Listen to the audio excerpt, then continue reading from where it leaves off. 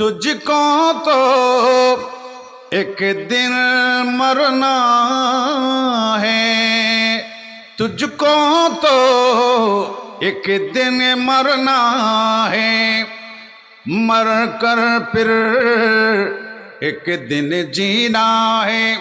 शाहिद है कुरान मुसलमान, बात नबी के मान, मेरे 2 दिन का মেহমান। কয় দিনের মেহমান?